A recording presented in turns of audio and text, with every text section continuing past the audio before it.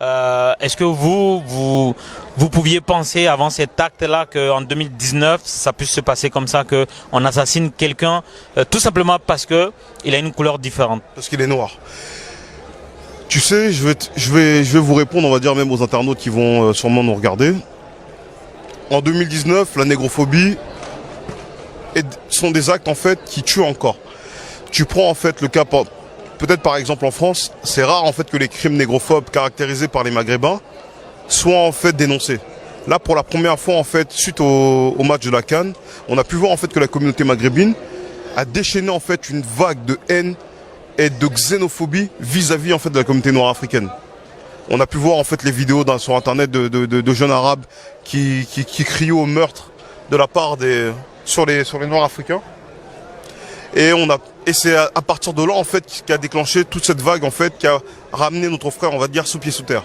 C'est-à-dire que s'il n'y aurait pas eu cette vague de racisme vis-à-vis des Maghrébins, vis-à-vis des Noirs, aujourd'hui notre frère Mamadou Barry aurait été en vie. Mais maintenant c'est que beaucoup de gens en fait font preuve d'hypocrisie et ont peur de dire les choses et de dire la vérité. Il y a une négrophobie qui est très présente et qui est latente dans la communauté maghrébine. Mais maintenant c'est comme nous autres Africains, souvent noirs, vivons dans les mêmes communautés que les Maghrébins, cette chose-là, cette vérité-là, en fait, souvent, elle est étouffée. Ou elle est souvent dite en famille, mais elle n'est jamais dite en public. Et aujourd'hui, je pense en fait que ce tabou-là, il est temps de le casser. Toute cette négrophobie pratiquée par les Maghrébins vis-à-vis de nous doit être révélée. Et les Maghrébins aussi, dans leur communauté, doivent prendre des mesures pour changer leur comportement vis-à-vis de nous. Si cela n'est pas fait, je vous mens pas, nous autres, on va dire, de la communauté noire, qui sont éveillés, qui sont conscients, allons réagir. Et quand on va réagir, on va pas y aller avec le dos de la cuillère. Donc ça va être très brutal pour eux. Donc ils ont intérêt en fait à prendre des mesures et de commencer à rééduquer leur population. Si eux-mêmes ne rééduquent pas leur population, nous on n'est pas là pour les rééduquer. Donc nous on va agir en conséquence et on sera là pour se défendre. C'est-à-dire que ceux qui viennent, qui nous agressent, on ne demande rien. Mais si vous venez nous agresser, sachez qu'on répondra. Mais on répondra vraiment de manière féroce vis-à-vis de ceux qui nous agressent. Voilà, le message, il est simple. C'est pas un message de haine distillé vis-à-vis des autres peuples. C'est juste en fait, on est en train de prévenir. Comme on dit dans la vie, vaut mieux prévenir que guérir.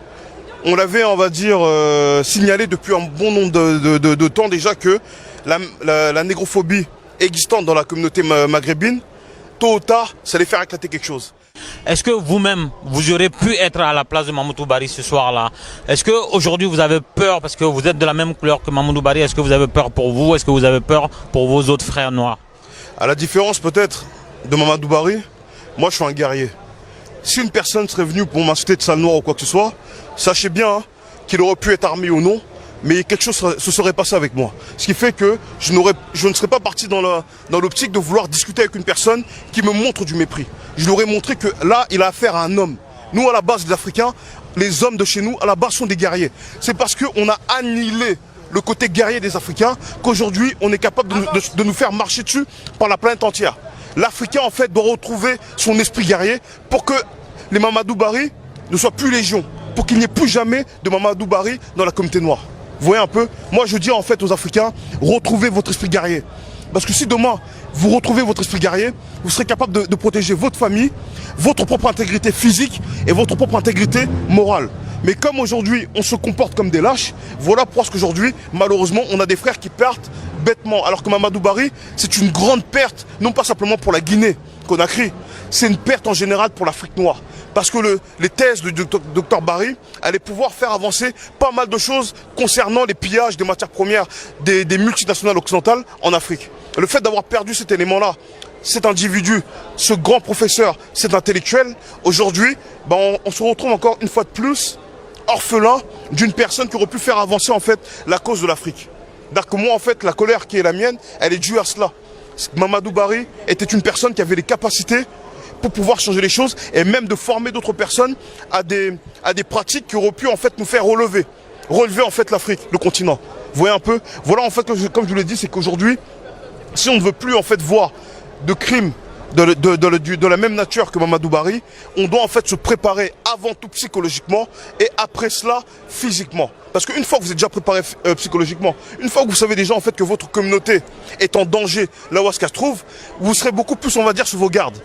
Mamadou Barry malheureusement n'a pas été sous ses gardes quand il s'est fait en fait attaquer par cet assaillant-là. Vous voyez un peu. Mais si dès le départ il aurait su en fait que là où est-ce qu'il se trouve, il est en danger, là je peux vous le dire, hein, sa réaction aurait été complètement différente. Et là peut-être que ça aurait pu lui sauver sa vie. Aujourd'hui malheureusement, le frère est parti d'une manière tragique parce qu'il n'était pas préparé.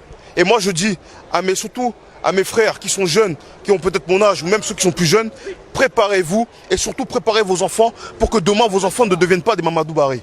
Vous voyez un peu, Mamadou Barry, ils doivent devenir des Mamadou Barry dans le terme intellectuel des choses, mais pas en termes de victimes de la société ou de la négrophobie. Voilà. Dernière question. Nous sommes à Rouen. Aujourd'hui, c'est l'endroit où il fallait être si vous êtes défenseur de la cause noire, de la cause africaine. Voilà. Et aujourd'hui, on a beaucoup de stars, des stars planétaires, des gens qui ont des millions de personnes qui les suivent à travers le monde. Il n'y en a aucun ici.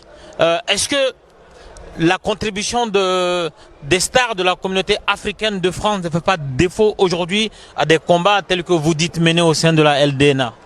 Le problème en fait de notre communauté, du moins des stars de la communauté, souvent les noirs de la communauté française préfèrent souvent en fait se battre pour des causes qui ne sont pas les leurs. Quand il s'agit de la Palestine, quand il s'agit de la Syrie, quand il s'agit des Rohingyas, on les voit en fait, ce sont les premiers à être là, à donner de leur personne. Mais dès qu'il s'agit d'un crime concernant un de leurs frères, malheureusement, comme souvent ces gens-là ont été lobotomisés, ça veut dire que pour eux, ils ne se considèrent quasiment plus noirs. Pour eux, ce qui touche à la communauté noire ne les intéresse pas. Donc en fait, d'un côté aussi, ils se désolidarisent. Vous pouvez voir en fait pourquoi est-ce que aucun rappeur, du moins, aucune star du rap, aucune star du football, aucune star du cinéma ou même de, je sais pas quel autre encore secteur, je peux vous dire, n'a parlé de ça. Parce qu'en fait, une fois que ces gens-là, la plupart du temps, réussissent, ils oublient souvent en fait de quelle communauté auxquelles ils appartiennent. Et il faut aussi d'un côté en fait passer un message à ces gens-là pour leur rappeler qu'aujourd'hui, si vous, quand il y a des Mamadou Barry qui sont victimes d'actes négrophobes, si on ne voit pas réagir, il faut savoir que nous maintenant on va commencer à vous boycotter. Parce que quand il s'agit des autres, vous êtes là les premiers à revendiquer les pauvres Rohingyas, les pauvres Palestiniens, ou les pauvres ceci ou les pauvres cela. À un moment donné, ça va. Commencez d'abord, avant tout, de balayer devant votre porte, avant de commencer à aller voir ce que les autres font. Parce que si vous-même, vous ne portez pas attention à votre propre peuple, ne soyez pas étonnés que demain, vos enfants soient dérespectés, on manque de respect à vos enfants. Vous voyez un peu? Donc en fait, en vérité, ce travail-là, c'est à nous de le faire, le peuple.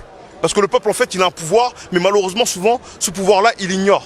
Il ignore en fait qu'il a la faculté de créer un boycott vis-à-vis de toutes ces personnes-là qui ne nous représentent pas en fait en vérité. Ils ont notre couleur, mais en vérité, ils ne sont pas avec nous. Et il faut les contraindre, soit à réagir. Si vous ne réagissez pas, nous-mêmes allons être les artisans de votre échec dans vos activités. Ça, il faut leur rappeler, il faut leur mettre ça en tête.